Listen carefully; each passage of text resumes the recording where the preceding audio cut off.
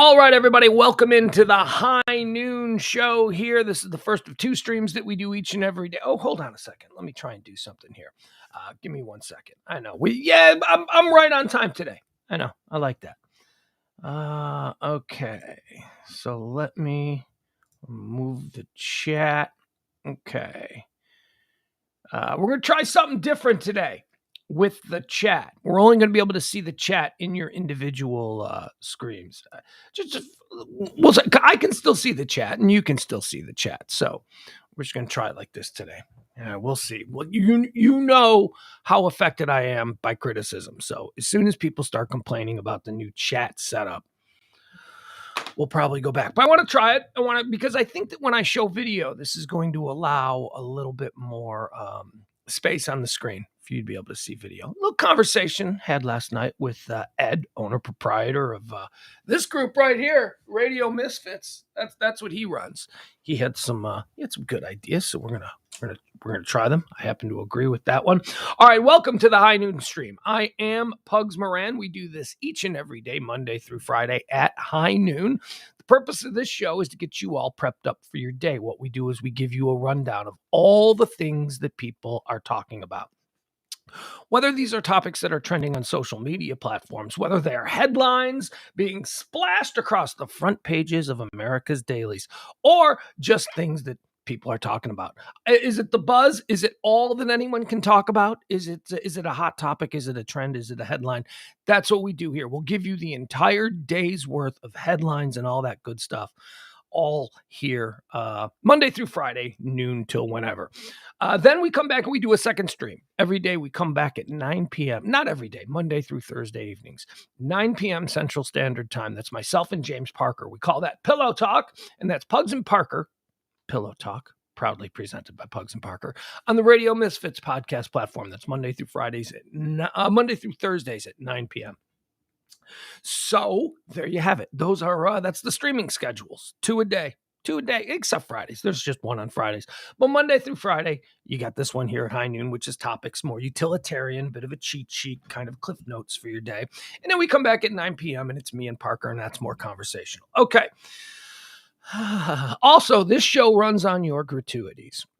All of that work, all of those shows that we put together every day, your tips are appreciated and needed. I should say they are needed as well. So if you feel it in your bones to help keep the show continue, you can drop us a little something there, either in the Venmo, the Cash App, or the PayPal right there at the bottom of the screen. You'll see it there. All right, let's get into what today is all about. Let's get you all briefed up on today. We start out the high noon shows with telling you, just what the deal is with today. Why is today such a great day? All right, time out from the show. You know what's happening, right? Good Lord. Hiccups. You know what's happening. I'm willing them into existence. Maybe it's the way I'm sitting. Maybe it's because I'm bent over Bent over funny? You mean sitting? Yeah. Well, yeah, I guess. Damn it! There we go. There's a hiccup. This happens every day. I don't think I like the new chat setup. Now it's more difficult for me to kind of see. All right, maybe... Here's what we'll do. When I share a video, then I'll make the screen bigger. Then I'll eliminate the chat room.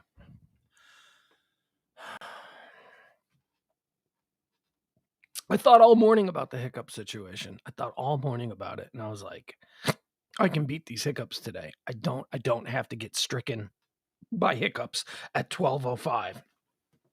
Like I do every single day when I sign on.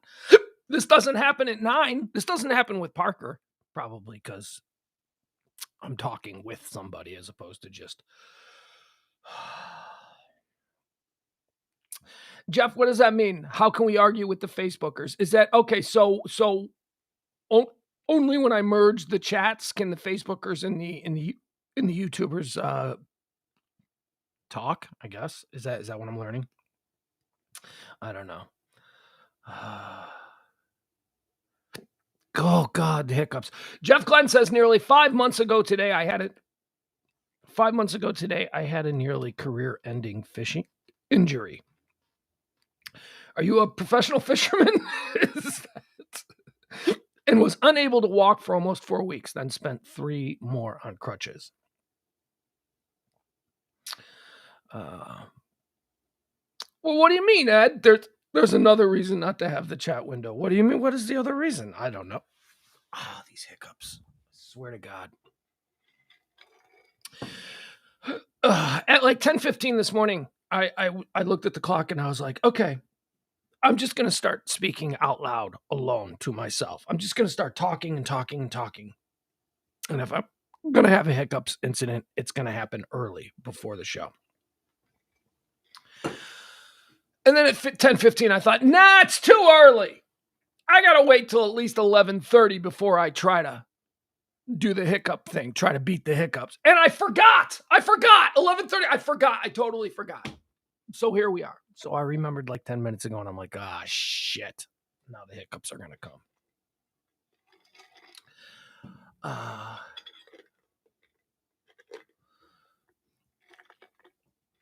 See, now this is all interesting stuff that I don't know what the strategy behind it would be. And I'm fascinated by, because I know what I don't know, and I know that others do know things. So Jeff says, Ed says, if I really had my way, the show would only be on YouTube. I mean, that's something that he really believes. And I don't know why he believes it. There's probably a strategy that I'm ignorant to, but why would that? I don't understand why that would be good to just have it. I don't know. I don't know. All this stuff just happens. Jeff says YouTube limits comments to 200 characters. That's why I listen on YouTube and comment from Facebook. Jeff says it's all purely psychological. Okay. All right, here we go. Good.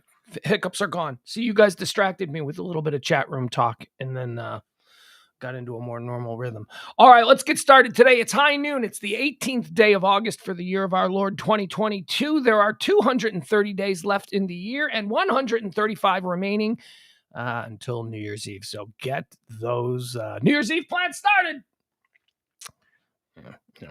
Let's go into the history of today. That's what we do. We tell you all the things, just saying about today. This is just stuff that happened today. We go through the history. We celebrate some birthdays. And then, if applicable, we will mourn a few notable passings that occurred on this day. That is before we get into all the trends and the topics and all the things that people are talking about. So on this day in 1590, that's right, we're going all the way back to 1590. John White, the governor of the Roanoke colony, returns from a supply trip to England and finds that his entire Roanoke settlement has been deserted.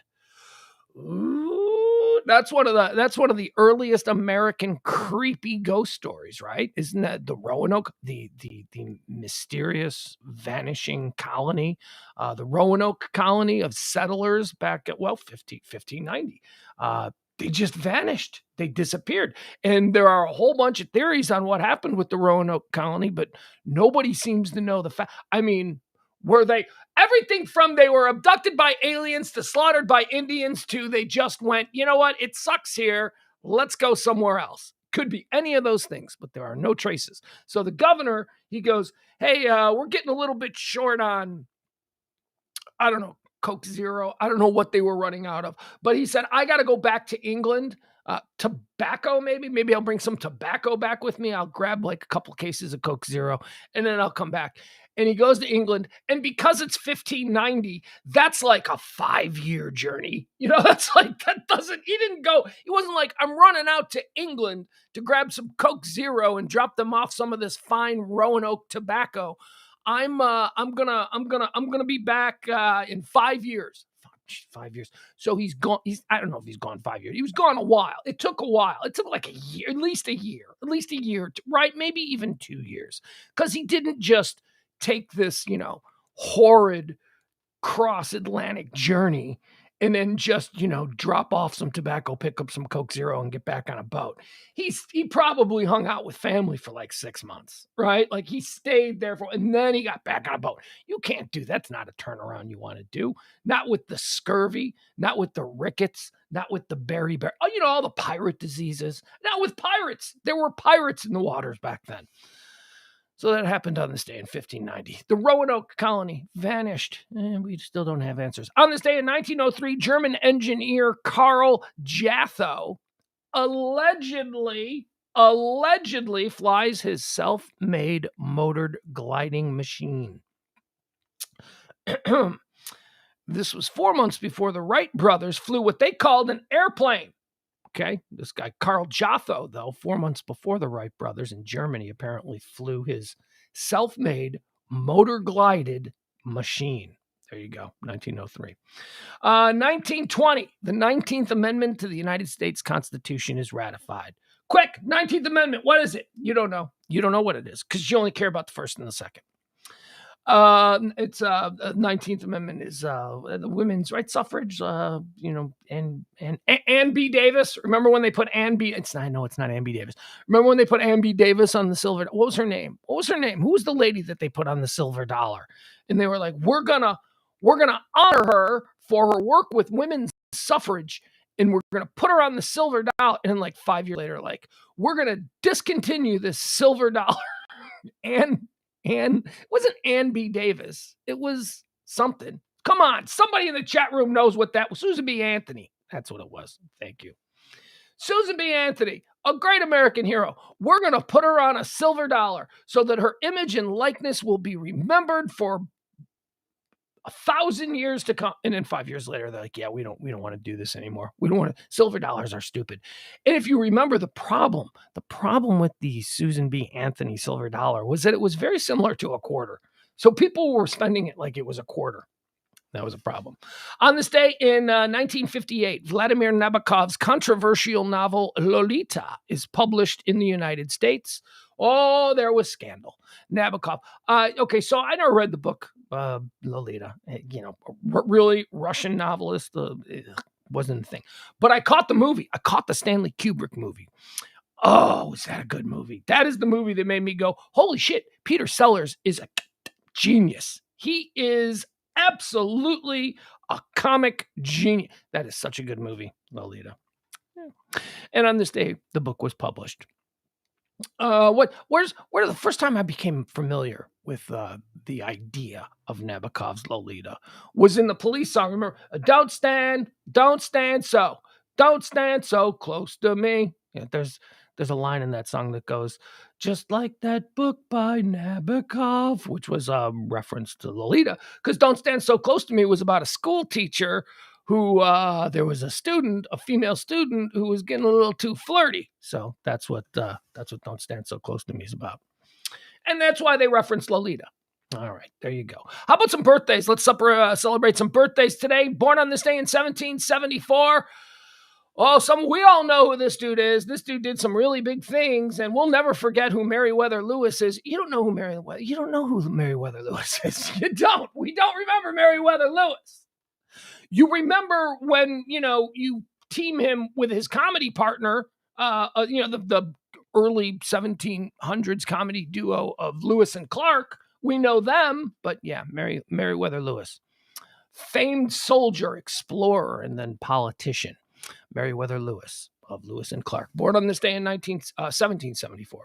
Born on this day in 1834, Marshall Field, American businessman, founder of Marshall Field's department store, entrepreneur, one of the founding fathers of Chicago, or at least one of the big titans of Chicago. Marshall Field, born on this day in 1834. Born on this day in 1920, hey, we just talked about the movie Lolita, right? We just talked about Lolita. Born on this day in 1920, Shelley Winters. Shelley Winters played the mom in Lolita. Born on this day in 1927, former First Lady, 41st First Lady of the United States, Rosalind Carter. Happy birthday, Rosalind Carter. She's still alive. Boy, those Carters, they must have been living right, huh? Those Carters are both like 100 years old. That's so rare. That is crazy rare. Like, okay, so you've got this couple that's been married for like 70 years. That's fine. typically both don't reach 100 together, right? Jimmy Carter and Rosalind Carter, they could reach 100 together. Oh my God. Do you know what this means? I mean, that's wonderful. Like, isn't that really a sweet thing? Look at them. Because, you expect someone to drop off around 90, right? Around 90, that's when you got to start expecting someone to drop off. And then you get like 10 extra years. By the way, she's not 100 yet. She's like 95, but still, she seems to be okay. They're closing in on 100 together, which is good. But you know what really sucks about that? One of them's going to die first. And then we're going to be left with one. We're going to be left with either Jimmy Carter or Rosalind Carter. And then we're going to be looking at a heartbroken 100-year-old person who just wants to die. It's got to be so sad. It's almost better that they die in their 80s or not. You know what I mean? It's like, because now it's going to be like, let's just say that Rosalind Carter goes first. And it could be the other way. I'm just saying, throwing that out. Let's just say it's Rosalind Carter that goes first. We're going to see funeral's going to be on TV. We're going to see that funeral, and the camera is just going to be trained on just devastated 100-year-old Jimmy Carter. And it's just going to be painful. Oh, God.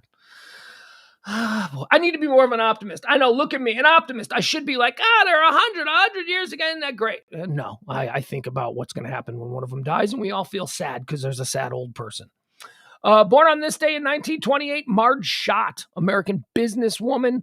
She ran the Cincinnati Reds until she was run right out of town.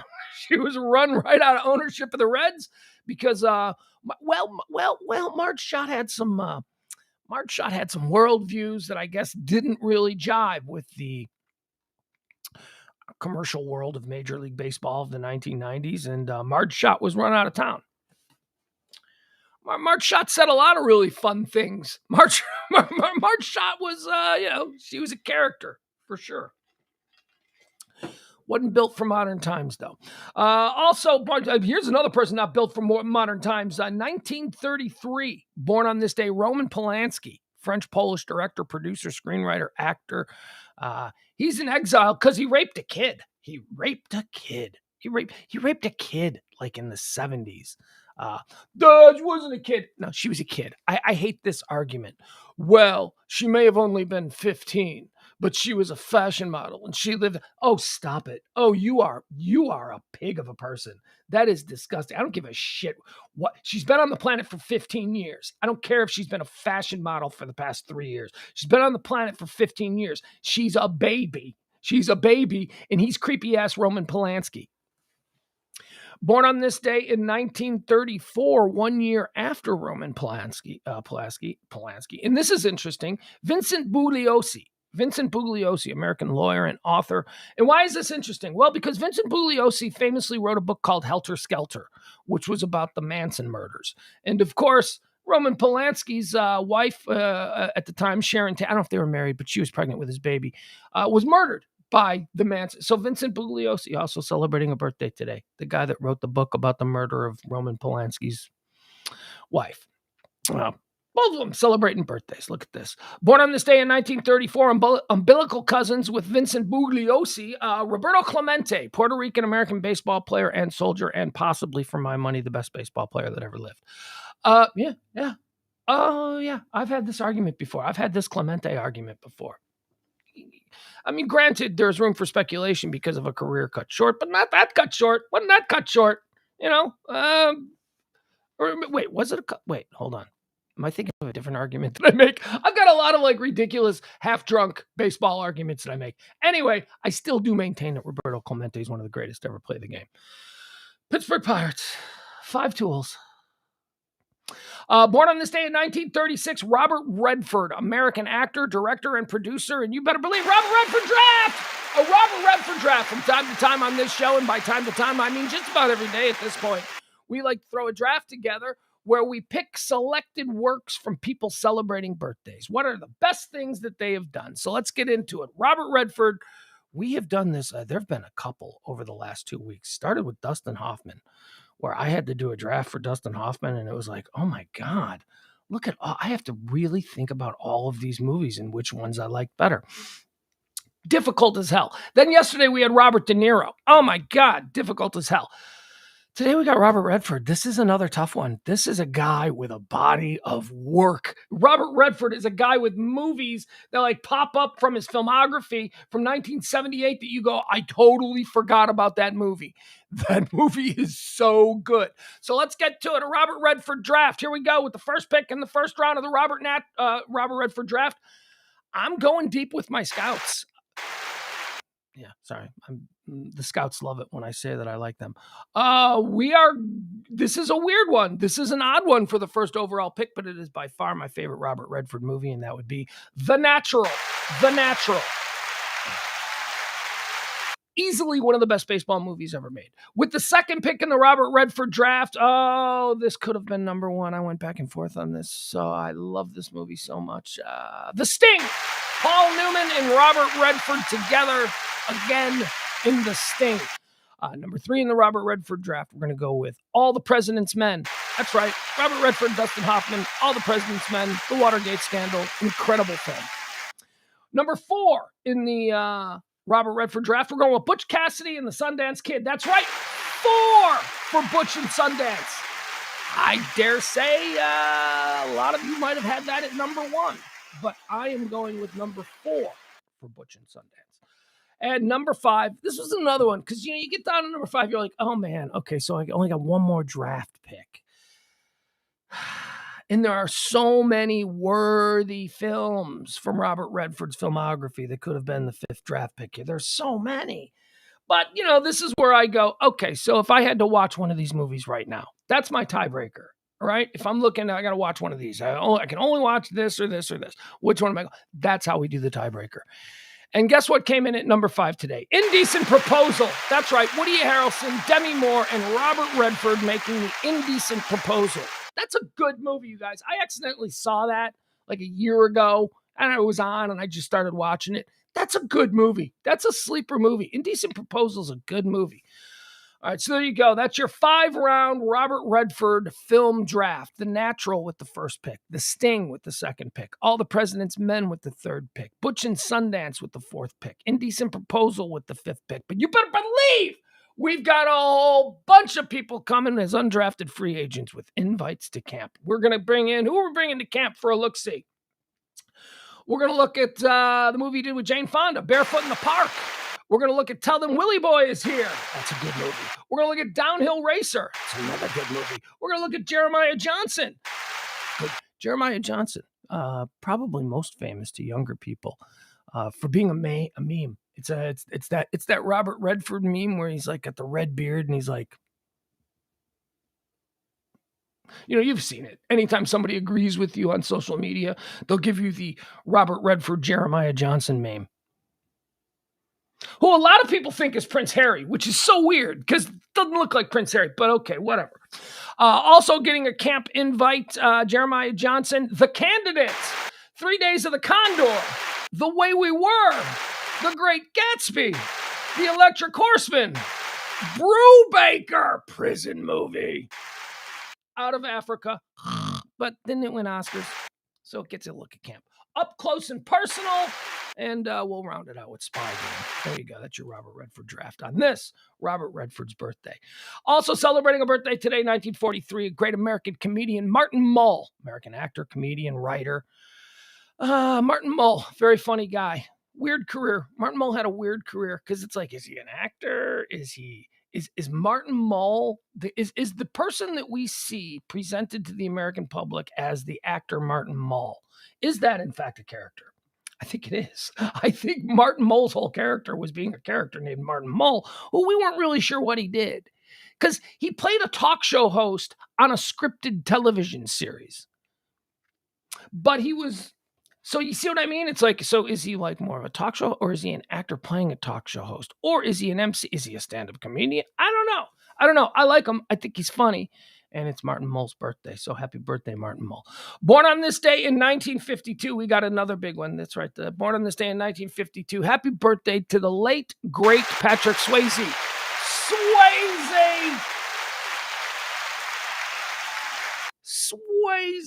Swayze. Happy birthday, Swayze. Swayze drop! draft! Oh, what are there no rules around here? We just did a draft, and now we're doing a Swayze draft. No brainer. This was the consensus first pick in the Patrick Swayze draft, and it's because pain don't hurt. Roadhouse with the first pick in the Patrick Swayze draft. Point Break with the second pick in the Patrick Swayze draft. Next of Kin with the third pick in the Patrick Swayze draft. Red Dawn with the fourth pick in the Patrick Swayze draft. Youngblood, Rob Lowe hockey movie, fifth pick in the Patrick Swayze draft. And we're also going to invite some people to camp. Oh, yeah, that's right. There's one missing. There's one obvious one. I know it's missing. Getting camp invites. Of course, Ghost. Ghost is going to get a camp invite. Ghost can come. It's fine. Whatever. The Outsiders. The Outsiders gets a camp invite. Steel Dawn gets a camp invite. And Tiger Warsaw. Have you ever seen Tiger Warsaw? It's so bad, it's great. It's so bad it gets a camp invite. It's gonna keep the locker room loose. We're gonna invite Tiger Warsaw in there, and it's gonna keep everybody loose. They're all gonna have fun. Yeah, that's right. Dirty Dancing is missing. Screw Dirty Dancing. I hate Dirty Dancing. Oh, do I hate that movie? So yeah, sorry. Dirty Dancing does not get anywhere near my training camp, either as a draft pick or as an undrafted free agent. Also celebrating a birthday today, Dennis Leary is celebrating a birthday, born on this day in 1957, American comedian, actor, producer, screenwriter, Dennis Leary. And finally, born on this day in 1958, a great beauty who was just thrown on the disposable scrap heap of Hollywood beauties, Hollywood leading ladies. I'm telling you. Period of time where as soon as a woman turned 40, she could not be hired anymore. Madeleine Stowe went through that. Madeleine Stowe's birthday. She's 64 years old. I saw that Madeleine Stowe was 64 years old, and I thought to myself, there is no way Madeleine Stowe is 64 years old. Madeleine Stowe was a great beauty. And maybe she wasn't a great actress. I don't know. She's fine. I mean, I didn't notice that she was a bad actress, so I don't know. But it's like she always played the glamorous wife of some corrupt rich guy, It was always something like that. Anyway, Madeleine Stowe. She was pretty great. Happy birthday to you, Madeleine Stowe. And I thought she's 64. There's no way Madeleine Stowe is 64. She's not that much older than me. That's what I thought.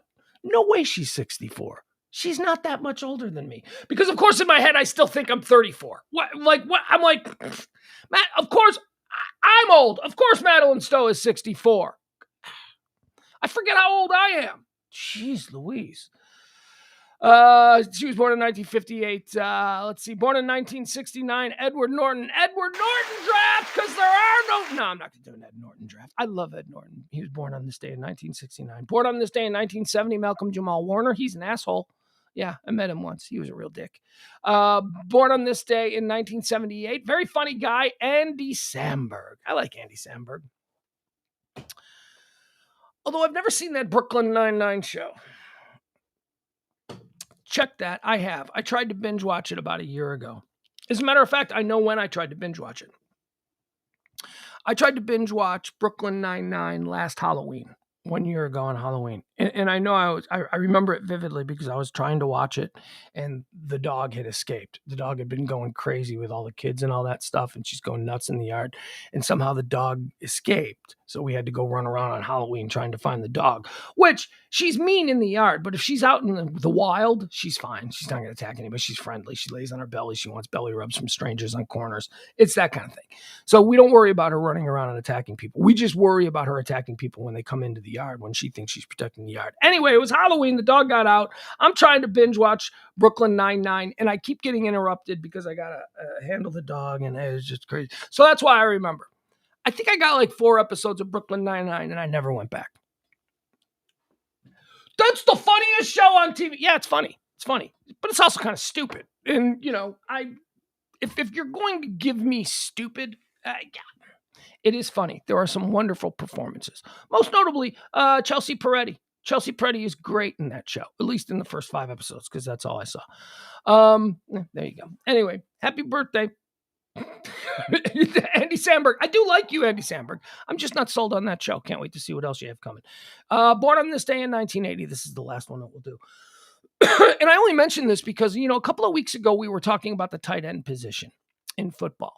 And we were talking about where Gronk's legacy will lie as the greatest of all time. And I don't know. It's possible. It's possible. There's a lot of tight ends. I love the tight end position. But we ran through a number of tight ends. We went through all the important ones throughout the history of the game. What are you talking about? Ditka, Casper, Gonzalez, Gates. We talked about all of them. The guy we totally forget from the tight end position, who was a really good tight end and a really dominant tight end until he got hurt. This is a guy who was rookie of the year. He made 4 Pro Bowls in his first 5 years, and he was injured in his 5th year, and he was never quite the same. Jeremy Shockey. We forget about Jeremy Shockey when we talk about tight ends, probably because his career was cut short with injuries. But Jeremy Shockey was a baller, boy. Happy birthday to Jeremy Shockey, 42 years old today. Miami great. Giants, right? Yeah, he was. I think of him with the Giants. Okay. Bit of a John Rocker type too, if I remember, right? Jeremy Shockey, he was always big on saying stuff, right? He was, he had hot takes back in a time when people weren't really prepared for the hot takes. All right. A couple of deaths too. On this day, dead in 2014, one of the greats of American radio and television, one of the greatest I would say the greatest voiceover actor, performer, MC of all time. Ladies and gentlemen, on this day in 2014, Don Pardo died. Don Pardo. That's right. I can't do a Don Pardo. A lot of people can. It's Saturday Night Live. Don Pardo. That guy's voice was awesome. Dead on this day in 2018, Kofi Annan, Ghanaian diplomat and 7th Secretary General of the United Nations. All right, let's get into what is actually happening today. So now we got an argument here. We got an argument going on about tight ends. That's fine. That's a legit argument that you can have because different eras dictated different styles of play. And, how do you gauge how someone dominated what they were expected and needed to do in a certain era versus another era? That's just, all right, let's get into some of the things that are trending. All right. So big news right now that's happening. Deshaun Watson. This is breaking. All the big NFL people are breaking this story in one way, shape, or form. Breaking. NFL and the NFL Players Association have reached an agreement on an 11-game suspension for Browns quarterback Deshaun Watson. The settlement also includes a fine of $5 million that will go to charity. The deal is still not signed, but sources say it is agreed upon. All right, so I guess that's what we know now. Deshaun Watson's going to sit for the Cleveland Browns for the first 11 games, and he'll be coming back week 11. Let me just check the schedule. Who are the Browns playing in week 11? Look at this. It's in Houston versus the Texans. Woo! Can you guess what the most watched game of that weekend is going to be?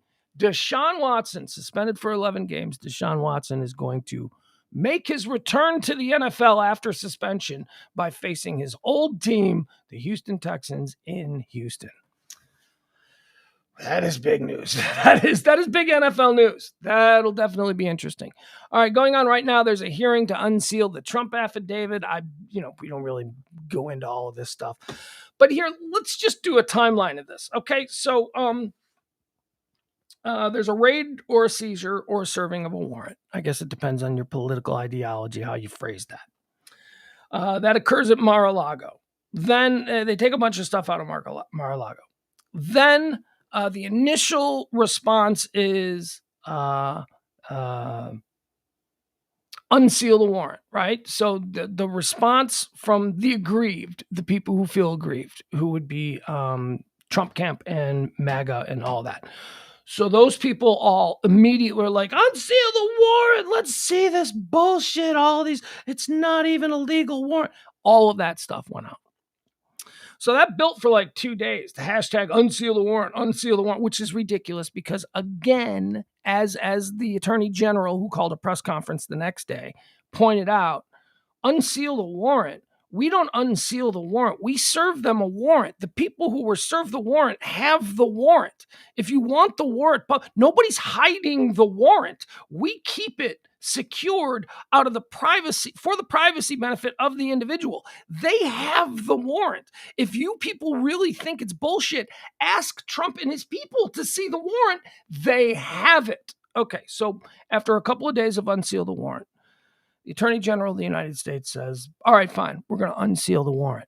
To which immediately the Trump people go, you can't do that. So it's like unseal the warrant or don't unseal the.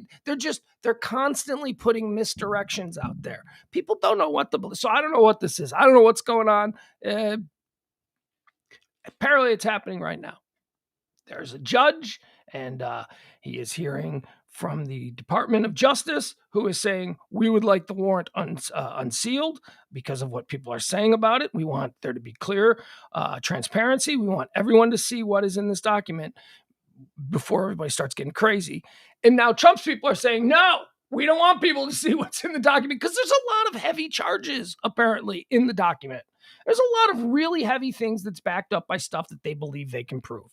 And the federal government doesn't lose. They just don't. Don't they win like 99.9% of cases that they bring?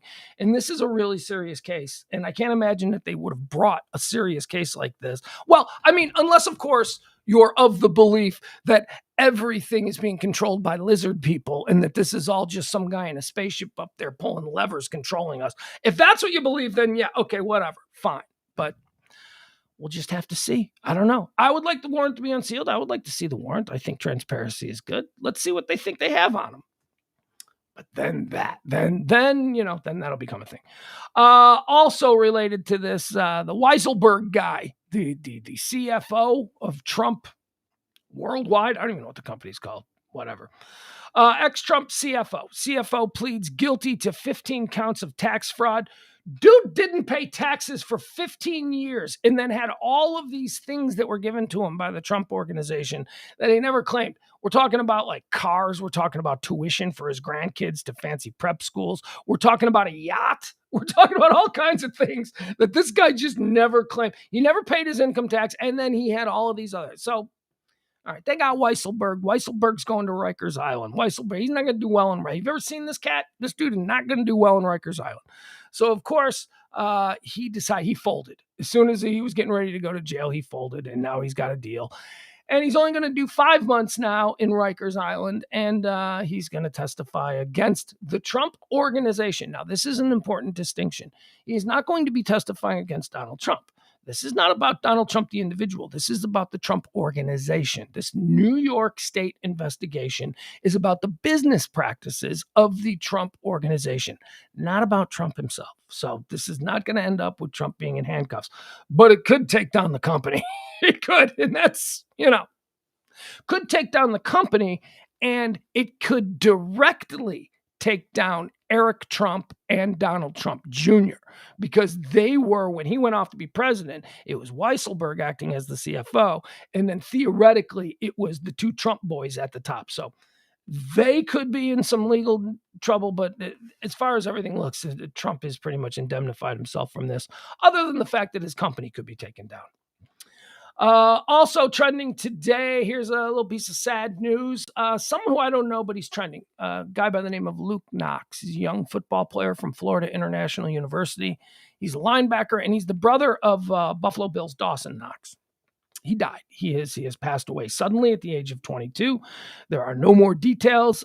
Social media is filled with tributes to Luke Knox. Don't know if this happened on a football field. Don't know if this, he just didn't wake up in his dorm room, but a very sad story. 22-year-old football player Luke Knox, University, Florida International University, and brother of Dawson Knox, has died at the age of 22. Let's see, what else do we have here? Okay. Oh, this is a fun one.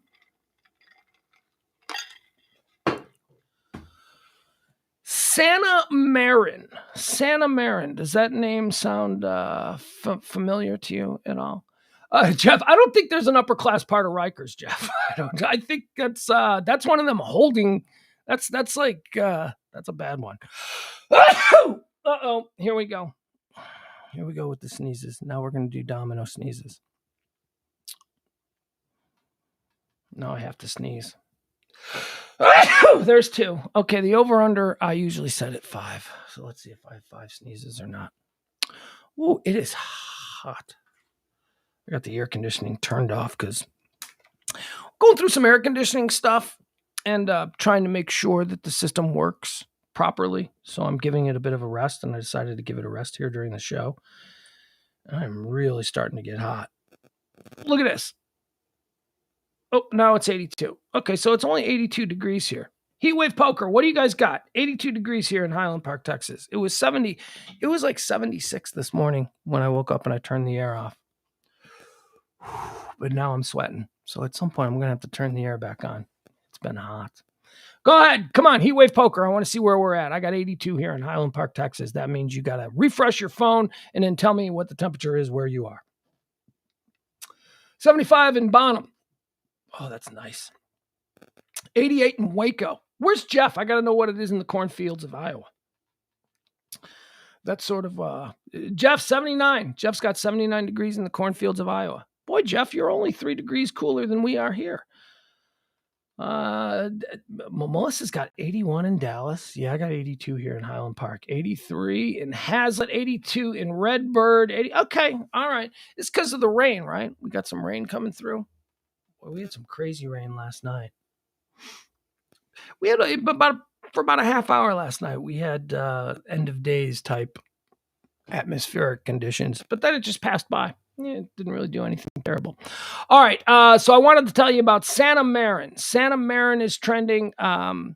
We've talked about her before. I think we went in deep on her during Pillow Talk with myself and Parker, but I've got a bit of a crush on her. That's right. Santa Marin is somebody that I've got a bit of a crush on. We're talking about the Prime Minister of Finland. That's right. She is the 36-year-old Prime Minister of Finland.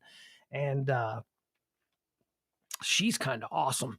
First of all, she's adorable, right? Okay, so let's just get that out of the way. She's adorable, just physically. She's just physically an adorable lady. Right. Then she's got really cool fashion sense. Like she dresses really cool. Then she's Prime Minister of Finland. Okay. She looks like if you just saw her walking through the hallways of the Finnish parliament, you would think, oh, she's like a page or she's an intern or she's somebody's cute little secretary or assistant or, something like that, whatever it is. No, she's the Prime Minister of the damn country. And she's single. And she goes out with her friends on weekends. I mean, this is crazy. Could you imagine if the president went out drinking with the boys every Friday and Saturday night? That's what she does. That's what this lady does. Here, so she's got herself in a little bit of, oh no, look at me. I accidentally signed out. How did that happen? Here, she got herself in a little bit of trouble because she went out a couple of weekends ago and there was a bit of a party. Here's a picture that was taken of her. So she was filmed at an apartment party. Come on, give me a good picture of her. Come on, you know how we love her. Is this the video? Yeah, maybe this is the video. Okay, hold on. Are they gonna make me watch a commercial? Oh, they're not. Okay, all right. So here we go. This is awesome. Ooh, ooh, ooh, ooh, ooh, ooh, ooh. They're saying that this is not appropriate behavior for a Prime Minister of Finland. Maybe. It's not normal. That's all right, here she is. This is her. This is the Prime Minister of Finland. This is a leaked video that's got her in a little bit of trouble. Look at her. There she is right there. She's dancing. First of all, she's at an apartment party and she's dancing. That's kind of weird, right? Like dance in a club and stuff. But if you're just hanging out in someone's apartment and you're dancing, oh, okay. Look at her. She's sexy dancing. It's the Prime Minister of Finland. Look at her.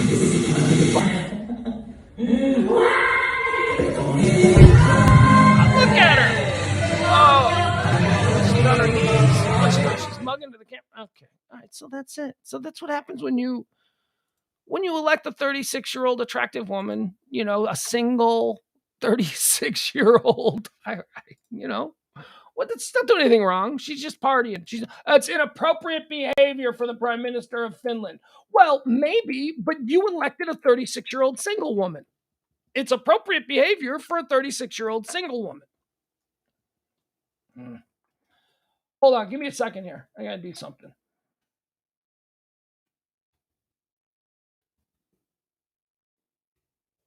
I accidentally got signed out of the page that I use for the flow of the show. Okay, and now it's just going to take forever. It's just not going to...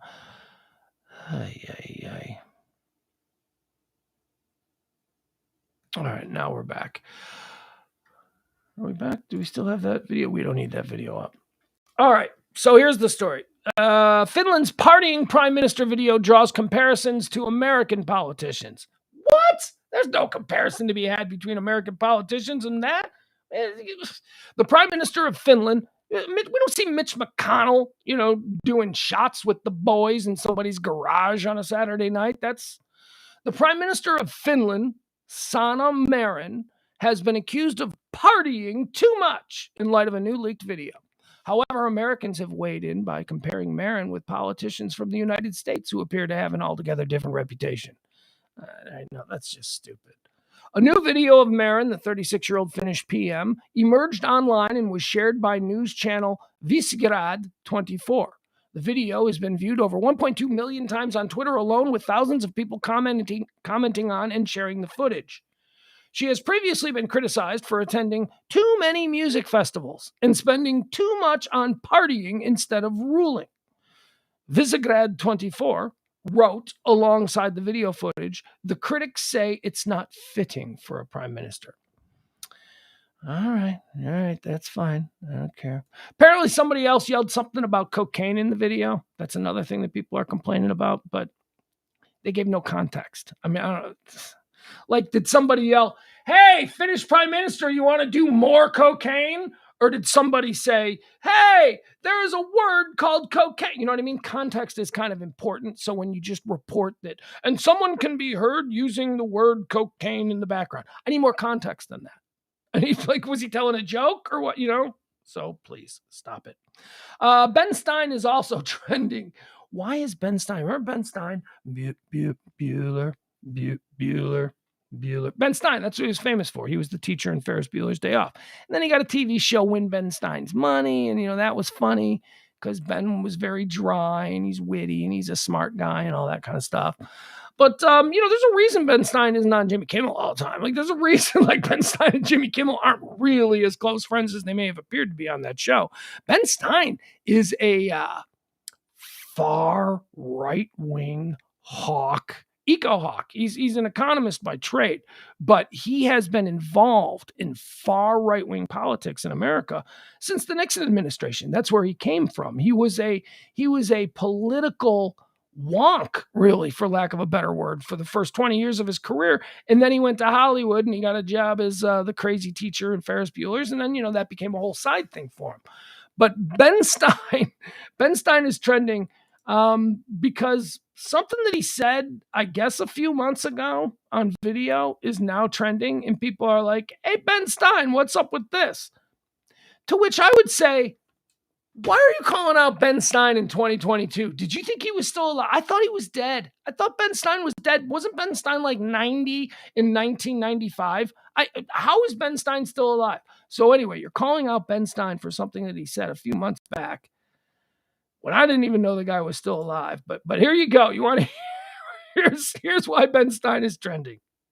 Well, actually, there's another reason too. There seems to be two comments that he's made recently, but this is the one that I find most entertaining. I don't know if entertaining or weird, but okay. So here's rich old far right arch conservative Ben Stein talking in front of a fireplace. I believe this is a couple of days after Christmas this past year. Here he is talking in front of a fireplace in the Beverly Hills Hotel. Like, this couldn't be more elitist. This is an old arch far-right white man sitting in front of a fireplace at the Beverly Hills Hotel. And wait till you hear what he says. Wait till you hear what Ben Stein's complaint is. And this is why he's in a little hot water. I am talking to you right now on the street in the lobby of the Beverly Hills Hotel, one of the most beautiful hotels in the world, as far as I'm aware. And crime. When I moved here in 1976, a very you can talk about crime. Old white man. You know where this is going, right?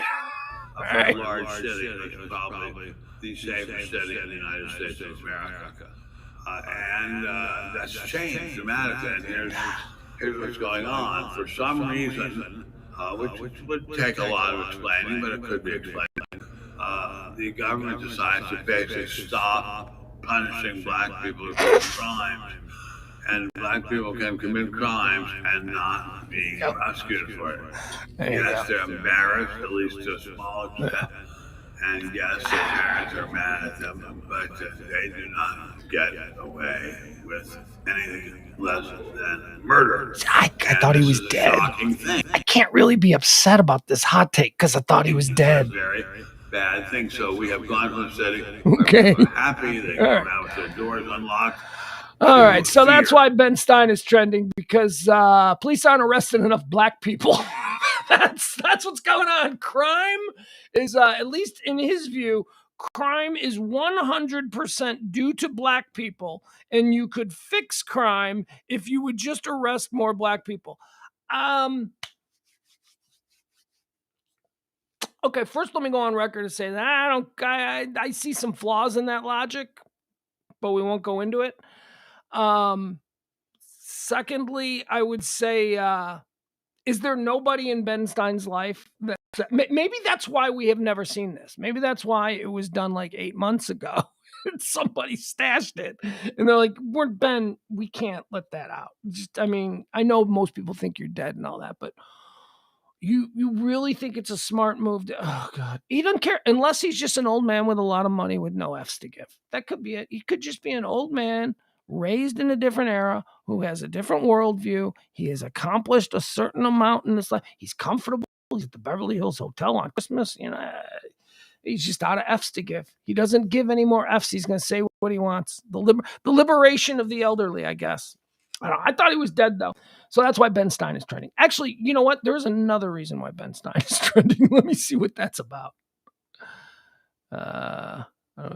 You know what? Let's just move on. We don't need to see it. But that's funny. That's funny. That the reason that we have crime is because we refuse to arrest black people now. That's a hot take, Ben. That is a hot take. That's too hot for my stream.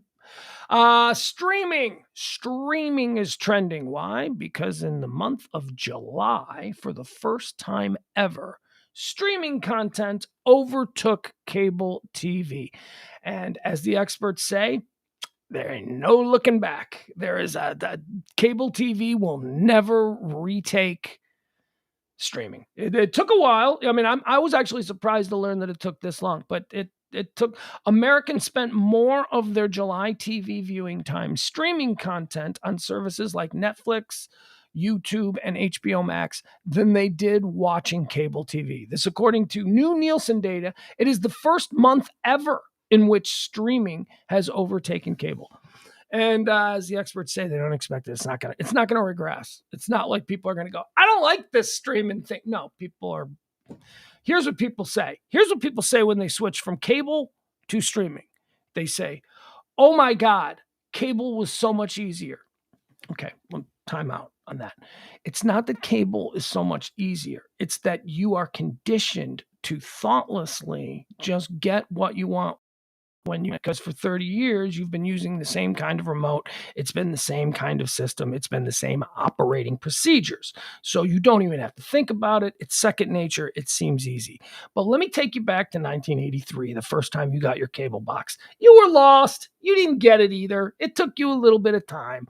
Don't even get me started on early VCRs. You people didn't understand anything. We didn't understand anything. Then the DVRs, we didn't get that either. It takes a little bit of time. So When people switch over from streaming or from cable to streaming, the first thing that they notice is that it's not the same. And it's not. You've just got to go in knowing that it's not the same. It is more on demand. Television, the way that we've been raised to watch and consume television, has, for the most part, for most of us who are older than 15, for the most part, television has always been what's on, right? What's on. We are held captive to what the television is showing at any given moment. So if we wanted to watch something, the television tell us when that show was on and what time of the week we had to be in front of the TV to see it. And if we missed it, we missed it. Screwed us, right? Hey, too bad. You should have been home. If you wanted to watch that episode of your favorite show, you need to be home at 8 o'clock on Tuesday night. That is how we think of television. Streaming is not that. Streaming is this. What do you want to watch? Well, gee, I don't know. I don't know what I want to watch. There's so many choices. Yeah, there are. There's a lot of choices. You need to think about what you want to watch. It's on demand. It's all on demand. It is streaming is everything you could ever possibly imagine that you'd like to watch. You just need to sift through it. And that's the difference. There was a TV guide, the guide on cable. We used to all watch that and we'd stream and we'd see what's airing at what time. We need to get out of that way of thinking. And we need to start thinking about streaming as just simply being everything we could possibly want to watch is there. We just have to now figure out our own paths to get it. Whether that means we put an app on the smart TV to be able to watch something on Fubo or whatever it is. I don't know. So that's part one. Part one is, oh my God, streaming is so different than cable. I'm so intimidated by this new, I'm too old for this. I don't want to do this. So that's a problem. But then the reason that it's beating cable TV and the reason that cable TV is going away is because when that first bill comes and you're like, wait a second, it's $350 a month for my cable or satellite package that allows me to do everything, that I've always done for the last 40 years. Or it's like $100 a month and I can have everything. It's just that I got to learn a whole new way of that's the reason. That it is an economic decision. Streaming is never going to fall behind cable again. Remember it was like, it's the unplugged movement. Everybody's unplugging from that is so dead. That is so 5 years ago. People have unplugged. The movement is over. And the cable company, here's the other problem with the cable companies. The cable companies are very similar to the radio companies in America. Radio companies and cable TV companies are dying industries. They recognize that the technology of the time has passed them, and they're done. It's not going to regress. We're not going to go back to using the Pony Express, right? We've got email now. We can do instant digital conversations. We can document things back and forth instantly. We don't have to go back. We're never going to go, hey, let's go back and do the Pony Express again and wait 3 weeks for a letter, right? That's not going to happen. We don't regress. So we're not going to go back to the old technology of cable distribution or radio terrestrial distribution. But these companies, these industries are massive. And the people at the top of these companies make these massive paychecks, regardless of the fact that, their income has dwindled steadily over the past 20 years in both industries. So what they're doing is they are in milk it mode. Radio and cable is no longer interested in providing you with the best service possible. Here's what they're interested in. They're interested in nickel and diming you 5 cents every month on prices. They're interested in getting as much out of you for the remaining, 5 years that they have in existence. They don't care. They're not going to send somebody out to fix your stuff. They don't care if your shit's broken. Here's what they know. Cable TV specifically knows that there is a population of people out there who have been their customers since the 1980s, who are now in their 70s and 80s, and they are not going anywhere. They are not switching over. So really, it's just about exploiting the baby boomers at this point. That is what cable TV is all only interested in. Let's exploit them. We know their kids aren't going to be paying for us. We know that their grandkids aren't going to be paying for us. We can't compete. Here we are, Time Warner Cable. We can't compete with the Netflixes and the smart TVs and all that. So we know that the only people buying our stuff are going to be like people above the age of boomers, people above the age of 65, 70 years old, simply because they refuse to learn a new way. And I totally get that. I totally get it. So if you're wealthy and it's not a big deal to you, you very well may be a cable customer on the last day of cable. When they turn the lights out on cable TV, you might still be there. Your kids won't be, though. And the grandkids won't be. My kid doesn't understand cable at all. My kid is 13 years old. He doesn't understand cable. He doesn't understand network TV. He said to me once years ago, and I remember it was such an innocent thing. He turned to me and he said, "So when your favorite show ends, you had to wait an entire week for another show?" And I was like, well, when you put it like that, it sounds terrible, but it was really all we knew. So yeah, we'd watch 30 minutes of our favorite show on Tuesday at 7:30, and then we would have to wait until next Tuesday at 7:30 to get, because kids now on demand, they're insatiable. If they want to watch 12 episodes in a row of their favorite show, they can. They can pass out in the middle of it from just exhaustion. KKK is trending. Well, actually, if I'm being fair, KKK is trending with the GOP. This is interesting. I wanted to show this because some dude, I don't know where it is, some guy, some local. This is always at the local level. Some local county GOP organization or whatever. Here, let me try and fix it. There we go. They sent out a post. They sent out a tweet, a county GOP organization. And apparently the image that they used is a GOP grand old party. The elephant, the Republican Party. It's the Republican Party elephant with KKK markings in it. And it's apparently been something that has been used. The person who put it up and sent it out, the person who's in charge of this GOP, Lawrence County, I believe this is Kansas, Lawrence County Republican Party is facing scrutiny after posting a picture of a GOP elephant that included Ku Klux Klan symbolism. All right, so let me show you this, because I had to look at this and I didn't notice it. I didn't get the GOP Klan symbolism until I did. I didn't see it. I'm looking at this thing and I'm like, there's no Klan symbolism here. And then I went, oh shit. Now I see it. I didn't see it. So I want to see if you guys see it here, because it's undeniable. I mean, once you see it and you go, oh yeah, that's totally intentional. That is definitely, someone's trying to be cheeky. Somebody's trying to be cute by, when they put a dick on the Little Mermaid box cover at the video store back in the 90s. Remember the artist? They draw all this like elaborate undersea stuff with all these crustaceans and, all kinds of like coral reefs and all. But then you look in there and one of the coral reefs is like shaped like a giant dick, right? That's trying to be cheeky, trying to sneak it in there, hoping nobody would notice. Well, that's kind of what they did here. And then when you see it, you're like, huh. All right, so there we go. All right, so do you see it? That's the post that was put out by the Lawrence, Kansas GOP that had KKK symbolisms. Do you see it? I didn't see it. I'm like, okay, that's a little bit different GOP elephant. That's a little bit, but I don't see the Klan. I don't understand why they're saying this is a Klan thing. And now I see it. Oh, okay. The elephant's legs. All right. See, these are Klan hoods. See, these are eyes. Two eyes. Klan hood. Very cheeky, Republicans in Kansas. Very cheeky. All right. So, well, they're claiming, look, and honestly, the person in Kansas who did this is saying that it was a mistake.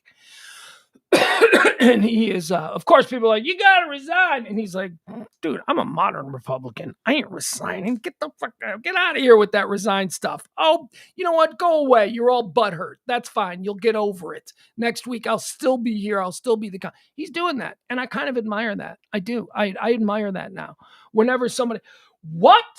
You told your babysitter that she looked hot in her bikini, he must never be allowed to earn a living again. You know what I mean? Stupid shit that people, and I guess that was maybe a bad example, telling your babysitter she looks hot in a bikini. But I was going for something innocent. Like, that could be innocent. You know, you could just have a weird level of comfort with your babysitter. My point is, don't resign anymore. Just because the crowd, just because the peanut gallery starts going, let's cancel them, let's resign, you gotta get them out of there, you can't do this anymore, you must resign. You hear that shit, man? I admire these people who are like, piss off. Oh, crybaby. Yeah, keep crying. Keep crying. You'll get tired because you're a dummy. You're going to complain about this. You're going to complain about me. You're going to demand that my life be ended. And then a week from now, you're going to totally forget you did this. So screw you. I'm going to wait you out because you're a dummy and you're going to totally get over this. So no. The GOP dude in Lawrence said, no, I'm not resigning. It was a mistake. I sent a post and I Google searched GOP elephants and I just grabbed one that I thought looked cool. I didn't notice the KKK thing. It was a total mistake and it just popped up on Google. And I believe him.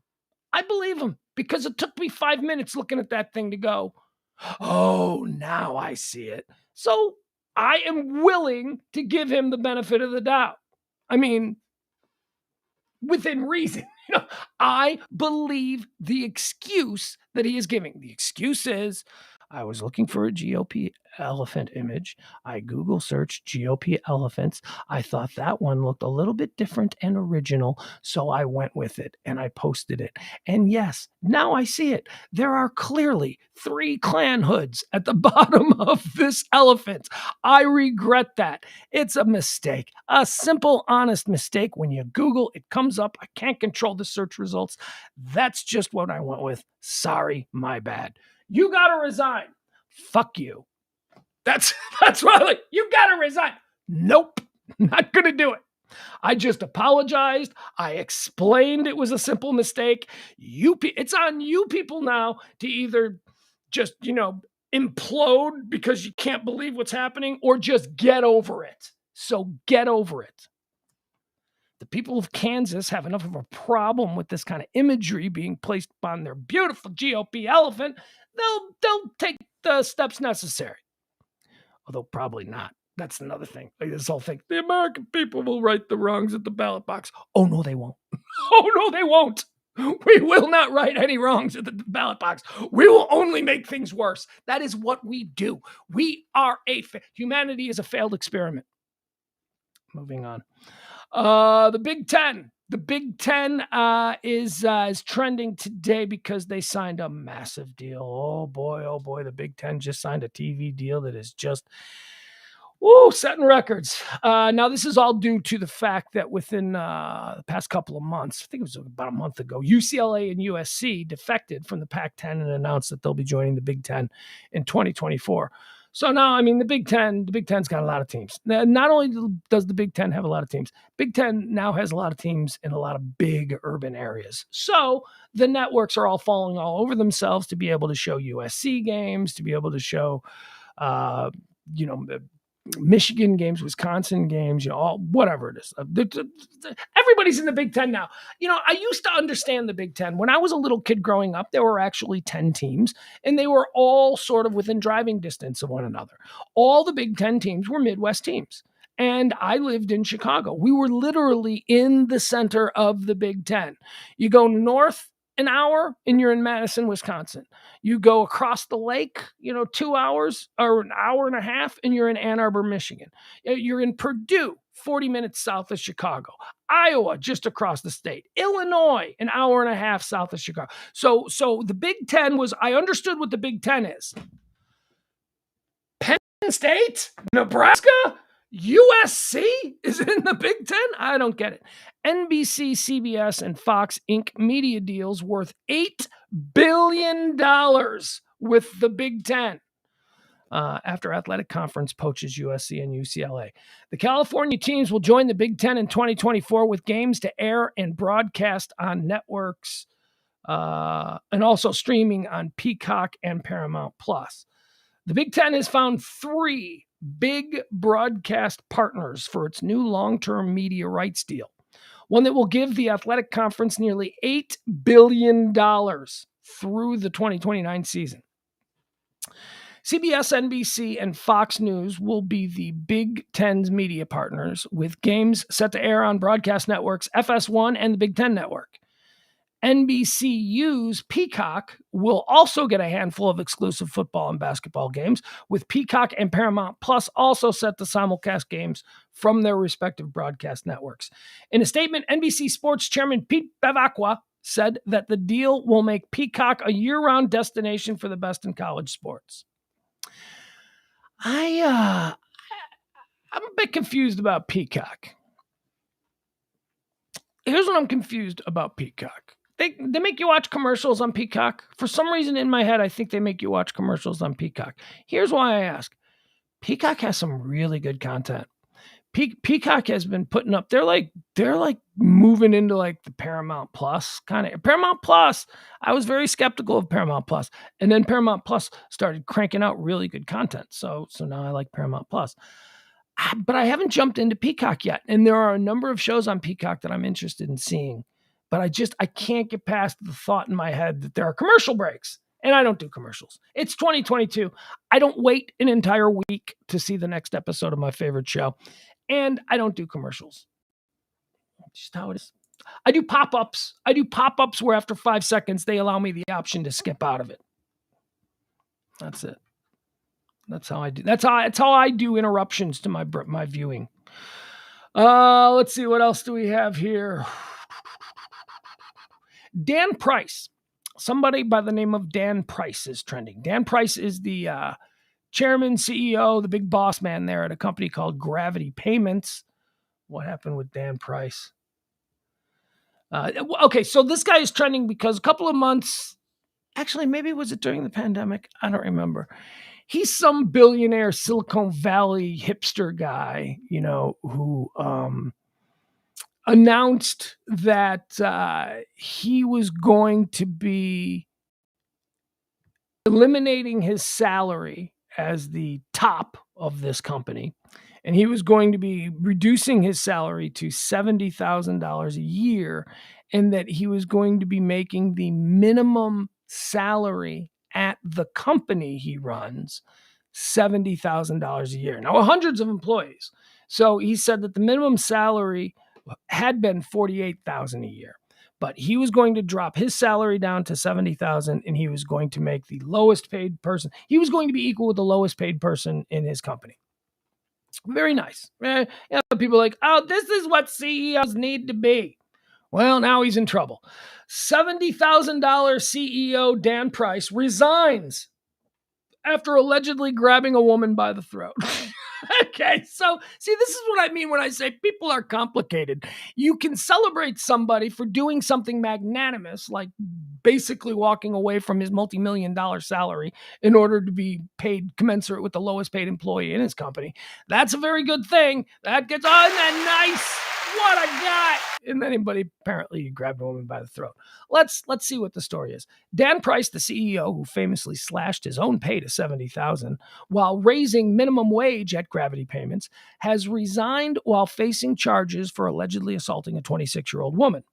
Price, 38 years old, announced his exit in a statement shared on Twitter and said longtime Gravity Payments COO Tammy Kroll would replace him as the firm's top boss. He says, my number one priority is for our employees to work for the best company in the world, but my presence has become a distraction here, Price said. I also need to step aside from these duties to focus full-time on fighting false allegations made against me. I am not going anywhere, he says. Earlier this year, Seattle prosecutors charged Price with misdemeanor assault and reckless driving after he allegedly attempted to kiss a woman following a business meeting and then grabbed her by the throat when she rejected his advances.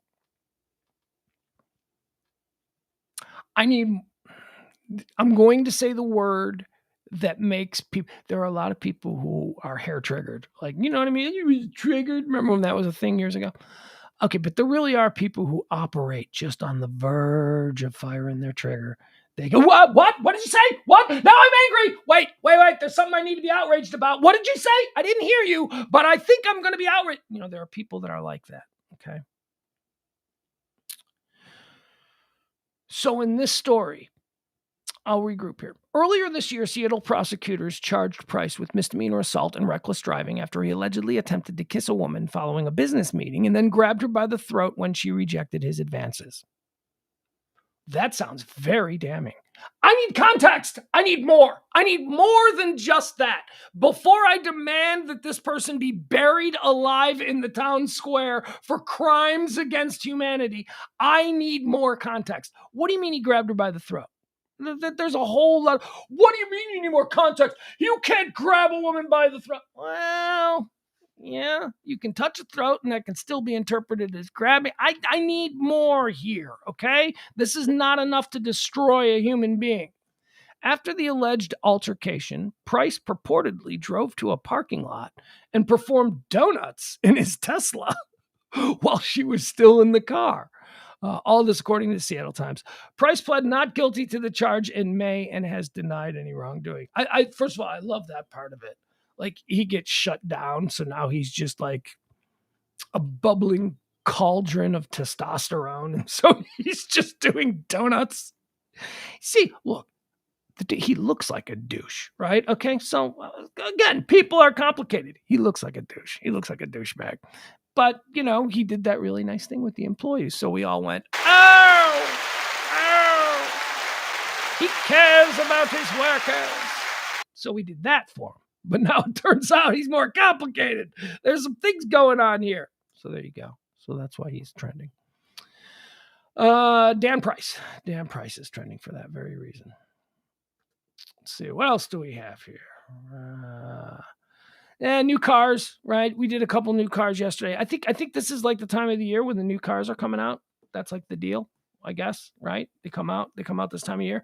There's a new Dodge Charger that is getting a lot of rave reviews. Yesterday, we showed you the new Porsche 911.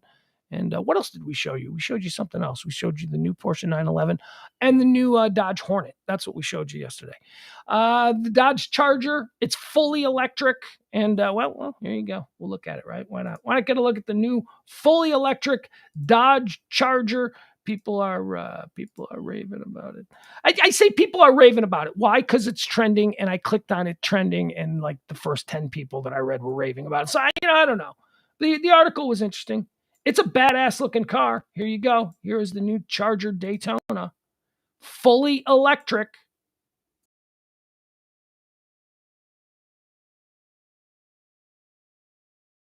Is going to be, because you are going to have a lot. Oh no, I know, Mr. Big Dooley pickup. Well, I'm never going to have it. Yeah, you are. Yeah, no, you are going to have an electric car. I'm sorry, you may not want one, but what's going to happen over the next 20, 30 years of car buying is that electric cars are going to suddenly be so affordable, and combustion engine cars are not going to be affordable.